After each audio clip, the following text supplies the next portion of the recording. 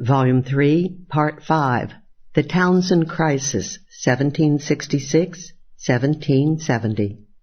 Volume 3, Chapter 35, The Mutiny Act.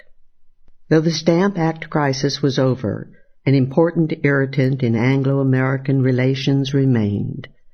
During 1765, Grenville had passed the Mutiny Act, which gave the British Army the right to quarter its troops in private American dwellings. Originally, the troops were to be quartered in private homes, but the final bill, which Benjamin Franklin helped to draw up, limited houses open to seizure to inns, unoccupied buildings, and barns. The act also forced the colonial governments to furnish the soldiers with specified supplies. At the time, Franklin proudly proclaimed for the amended bill. 2 years later, however, amidst colonial resistance to the measure, he had a convenient lapse of memory about his role in the affair. The object of the Mutiny Act was to conscript the houses of the colonists so as to allow large bodies of British troops to be stationed in the seaports. Since any possible enemies of the colonists were on the frontiers, the purpose of quartering troops in the seaports could only be to intimidate and coerce the colonists. For this service, the colonists would be forced to yield their dwellings to the redcoats. During the Stamp Act crisis, the Mutiny Act was forgotten and went unenforced. But after repeal of the stamp tax, problems under the Act came to the fore. Aside from the threat inherent in quartering the British troops, many colonists realized that the coercing of supplies was a tax in kind, every bit as bad in principle as any tax levied in money.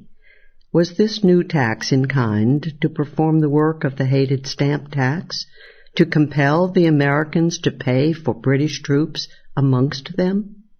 The earliest and most important resistance took place in New York, the headquarters for the British Army and its Commander-in-Chief, General Thomas Gage.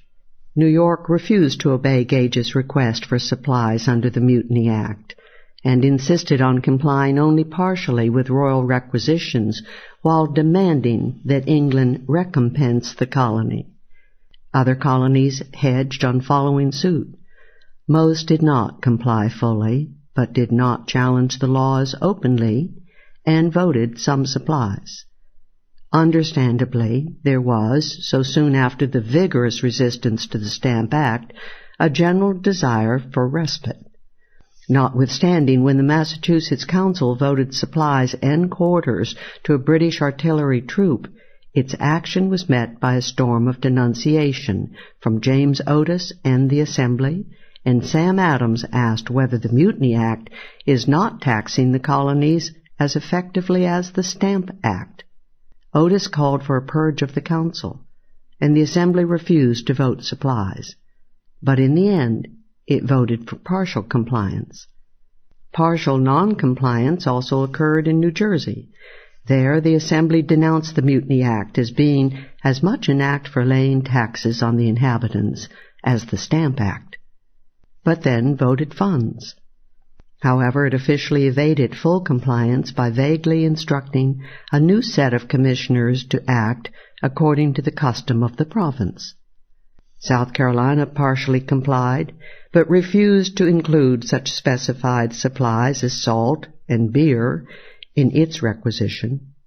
Apart from New York, the most principled resistance occurred in an unlikely, because generally the least revolutionary colony, Georgia. Georgia demurred on even partial compliance until its 1767-68 session, when it followed the course of its neighboring sister colony, South Carolina. To the new Tory administration in England, this partial defiance of the Mutiny Act was a red flag to the English bull. Now English troops as well as Parliament were being defied.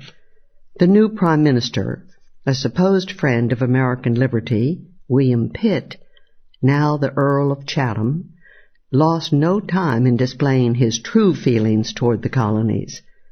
Bolstering Pitt's anger towards Americans was a petition of 240 New York merchants, in late 1766 asking for free trade and for the virtual removal of the restrictive trade and navigation laws. Arch mercantilist and imperialist that he was, Pitt responded by inducing Parliament in the Restraining Act of June 1767 to suspend the New York Assembly completely until it was brought to heel and complied with the Mutiny Act. Other British Tories ranted and raved even more aggressively than Pitt. Grenville was hailed in Parliament as a prophet of the dangers of appeasement. The Duke of Bedford and his clique shouted for more regiments to be sent to teach the New Yorkers a lesson. William Pitt had scarcely assumed the ministry, however, when his chronically intermittent insanity took hold, and he lost de facto control over the course of the English government. Stepping into virtual power was a flashy playboy opportunist and unstable epileptic, the renegade Whig Charles Champagne Charlie Townshend, Chancellor of the Exchequer in the Pitt cabinet. This embodiment of opportunism, who had opposed repeal of the Stamp Act, soon decided upon a tough imperialist line toward the colonies. Part of this line was the crackdown on the New York Assembly. Here Townshend pursued a far shrewder course, for example, than Bedford, who wanted to send a military force to crush the resistant colonies. Townshend saw that this could only unite the colonies once again into another and perhaps successful rebellion. If, on the other hand, one colony alone were singled out for suppression, then would not the other colonies be too short-sighted to rally round? New York, as the most important and most defiant colony on the mutiny issue, was the obvious focal point. In making his move, Townshend decided on suspension of the Assembly rather than outright military action. He was backed by Pitt, Grafton, Camden, and Shelburne. In the cabinet, only the redoubtable Liberal General Conway opposed the measure as coercion of the Americans. The potential crisis over New York was eased when, at the same time that Britain was cracking down, the Assembly itself was deciding to surrender.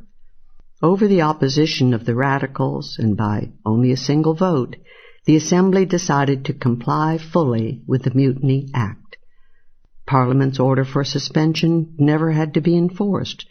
New York capitulated easily, and with it the bulk of American resistance to the Mutiny Act. One reason for New York's flagging courage was the failure of two of its neighboring colonies, Connecticut and Pennsylvania, to give it any support. Connecticut indeed quartered the troops that New York had refused to supply.